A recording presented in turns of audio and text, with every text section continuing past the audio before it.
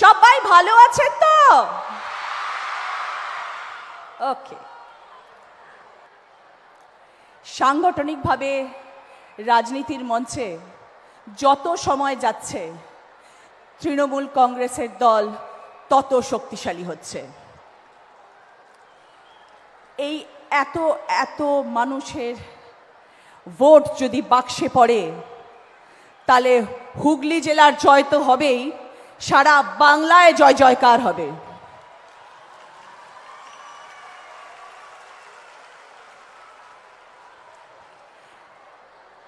এখন থেকে লড়াই শুরু।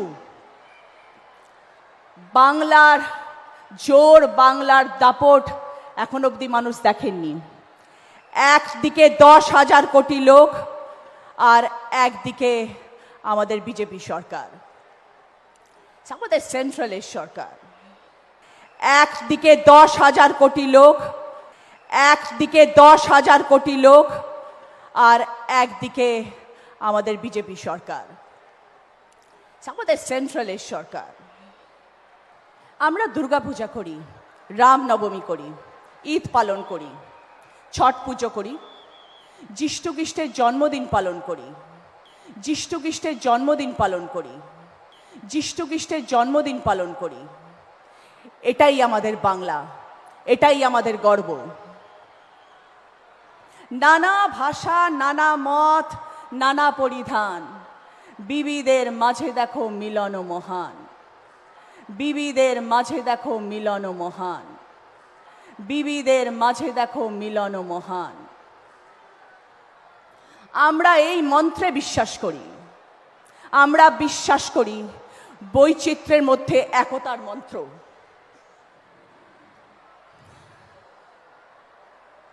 আমরা লড়ব সবাই মিলে, এইটুকু জায়গাও আমরা ছাড়ব না।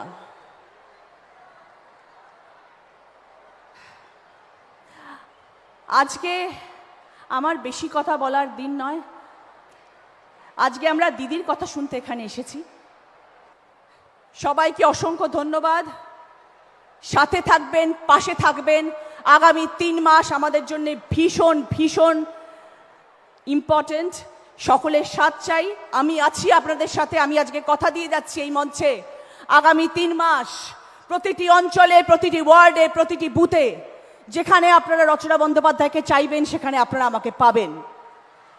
যতদিন না ভোট শেষ হচ্ছে আমি আপনাদের সাথে আছি, আমি আপনাদের পাশে আছি। সাথে চাই আপনাদের। মানে ভোটের পর পালাবেন, ভোটের পর আর পাওয়া যাবে না, নিজেরাই বলছেন। দর্শক দেখুন, একজন এমপি নিজেই স্বীকার করছেন যে ভোট পর্যন্ত আমাকে সাথে পাবেন, পাশে পাবেন, যতদিন না ভোট শেষ হচ্ছে। সত্যিই তাই। টিএমসি যারা আছেন, ভোট মিটে গেলে কতজন এমপিকে দেখতে পান এলাকাতে? দেখতে পান আপনারা? আবার পার্লামেন্ট চলে, সেখানেও তো দেখতে পাওয়া যায় না, সেখানেও সবাইকে সব সময় দেখতে পাওয়া যায় না। সব কোথায় থাকেন কে জানে। ভোট মিটে গেল, ব্যাস একেবারে সেজে গুজে একেবারে enjoy, life enjoy, life enjoy. দর্শক শুনলেন তো, আজকে সিঙ্গুরে রচনা ব্যানার্জি টিএমসি এমপি বক্তব্য রেখেছেন। মুখ খুললেই সর্বনাশ। ইনি এমন একজন এমপি, আরও এরকম আছেন তো ইনি তাদের মধ্যে অন্যতম। মুখ খুললেই সর্বনাশ। তো আজকে কিছুক্ষণ বক্তব্য রেখেছেন, আমি সবটা শোনাইনি, মাঝখানে খানিকটা কেটে উঠছি। ওই আর কি, মানে ঠিক করে মনে হচ্ছিল যে ঠিক মুখস্থ করে আসতে পারেননি, বা জানি না একটু সাহসী হিসেবে চলে এসেছিলেন কিনা যে আজকে মুখস্থ না করে ডিরেক্টলি বলতে শুরু করব। মানে ওই স্ক্রিপ্ট থাকে না, ওই সব ছাড়াই বলতে বলতে খেয়ে হারিয়ে ফেলছেন, দাঁড়িয়ে পড়ছেন। আর তারই মধ্যে যা সব বললেন শুনলেন তো। আমি তো কিছু তো রিপিট করেছি, করে দেখিয়েছি, মার্ক করে করে দেখিয়েছি। আমি জানি না উনি এরকম কিছু ভাবেন কি না যে স্বপন সাহার সিনেমা, 1 টেকে না হলে আর একটা টেক নেব, যা আছে আসছে মনে বলে দিই, না হলে আবার ডিরেকশন দেবেন দিদি, ফের একবার টেক নেব। এটা তো হয় না, বক্তব্য না। একটা মঞ্চে বক্তব্য রাখা, টানা বলতে হবে। ঠিক ভুল চলে গেল, ওটা নো টেক, সেকেন্ড টেক নেওয়া যাবে না। ওনারা সিনেমাতে সব ডায়ালগ দিয়ে থাকেন নেত্রীর পাঠ করলে, তো সেখানে এই ঠিক হয়নি, আবার আবার টেক টেক টেক বলে আবার নতুন করে ফের টেক নেই, তো টেক নেওয়ার তো কোনো জায়গা নেই। তো ওনার কথা শুনে মনে হচ্ছিল যেন সিনেমার শুটিং করছেন, মাঝে মধ্যে গলা উঁচিয়ে আবার করে সিনেমার যেমন ডায়লগ হয় না ওই টাইপের, আপনারা নিশ্চয়ই ফিল করলেন।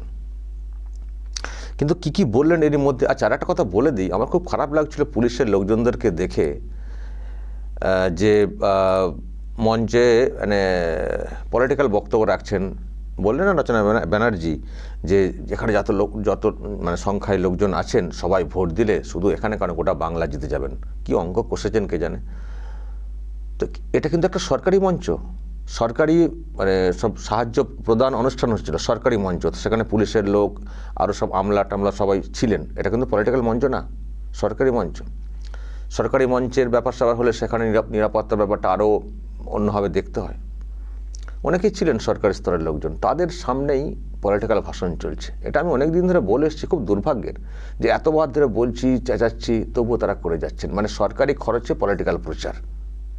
আমি দেখেছি নরেন্দ্র মোদীকেও এখানে প্রোগ্রাম করতে, আরও অন্যত্র প্রোগ্রাম করতে। উনি কিন্তু সরকারি প্রোগ্রামও করেন, উনি দেখবেন দুটো পুরো আলাদা করেন।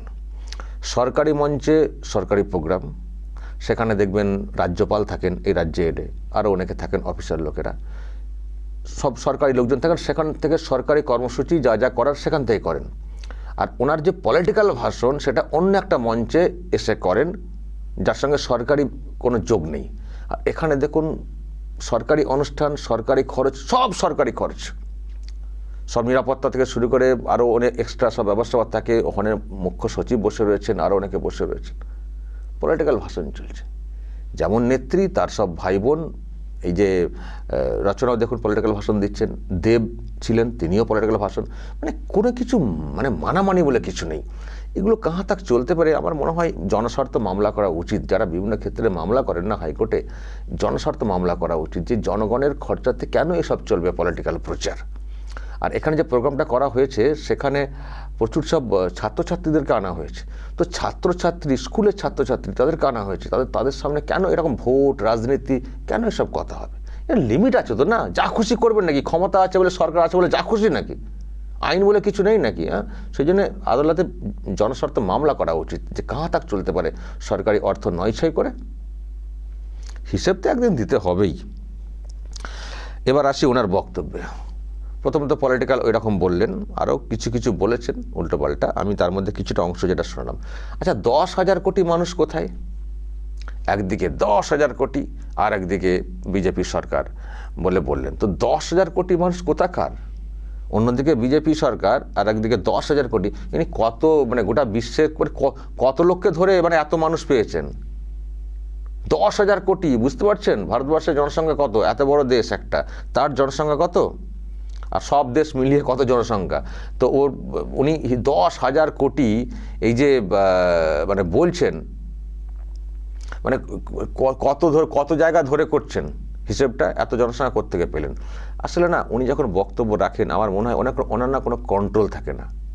উনি কী বলছেন উনি তার মধ্যে থাকেন না, সেজন্য মানে হাত পা কাঁপে মনে হয়, আমার ধারণা হাত পা কাঁপে মনে হচ্ছে বক্তব্য রাখতে গেলে। তো এরকম বলেছেন যার কোনো অর্থই হয় না, যার কোনো অর্থই হয় না। তারপরে কি যিষ্ণু খ্রিস্ট না কি একটা বললেন না, যিষ্ণু খ্রিস্টর জন্মদিন না কি একটা বললেন না? একজন এমপি, তার মুখ থেকে কথা এগুলো ভুলেও কখনো বের হয়?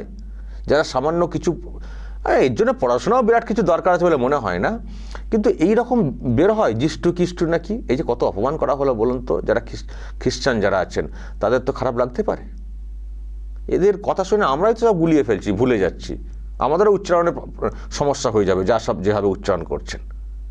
বাচ্চা ছেলেমেয়েরা সব ওখানে গেছে, তাদেরকে নিয়ে যাওয়া হয়েছে, তাদেরকে বলছে কি যিষ্ণু খ্রিস্টরা, কি বললেন না একটা, ভাবুন দর্শক।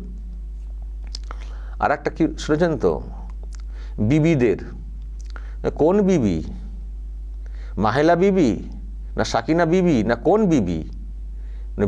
বিবিদের, বিবিদের উচ্চারণটা ভালো করে শুনলেন তো?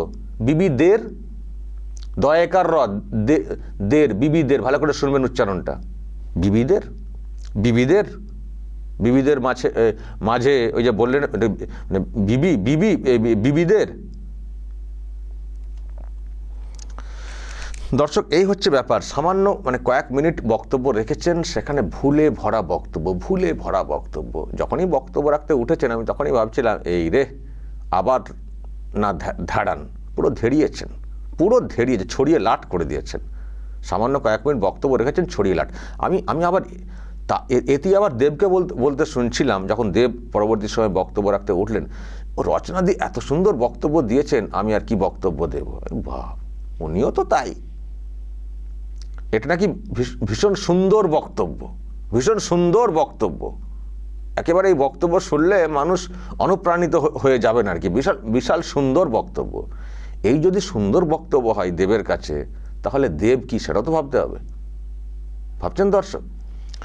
রচনা ব্যানার্জি এর আগেও নানান সব মানে বিতর্ক পড়েছিলেন, মানে ওনার বক্তব্য ইত্যাদি নিয়ে। একবার মনে আছে আপনাদের সেই মানে বন্যার জল নিয়ে উনি কি বলেছিলেন?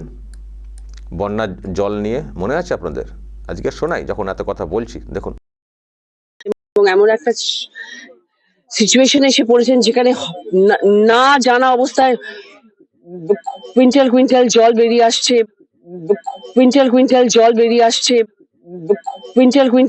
বেরিয়ে আসছে, এবং সেখানে মানুষের এরকম দুর্ভাগ্যজনক অবস্থা যে বাড়ি ঘর কিচ্ছু নেই, রাস্তায় মানুষ দাঁড়িয়ে পড়েছেন।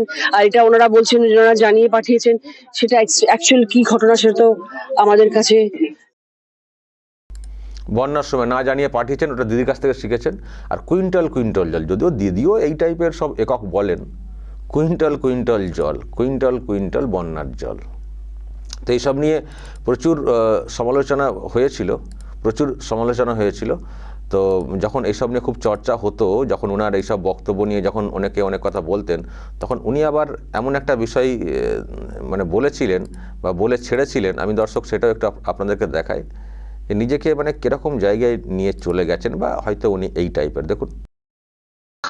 আগে হাসিটা ছিল দারুণ, এখন হাসিটা শুনে লোকে বলে পাগল। আগে হাসিটা ছিল দারুণ, এখন হাসিটা শুনে লোকে বলে পাগল। আগে হাসিটা ছিল দারুণ, এখন হাসিটা শুনে লোকে বলে পাগল। ভালো। তো এই হচ্ছেন টিএমসির এমপি, আজকেও বক্তব্য রাখতে গিয়ে ছড়িয়ে লাট করেছেন দর্শক। এবার যদি আপনাদের কিছু বলার থাকে অবশ্যই বলবেন কমেন্ট বক্সে। নজর রাখবেন আরামবাগ টিভিতে।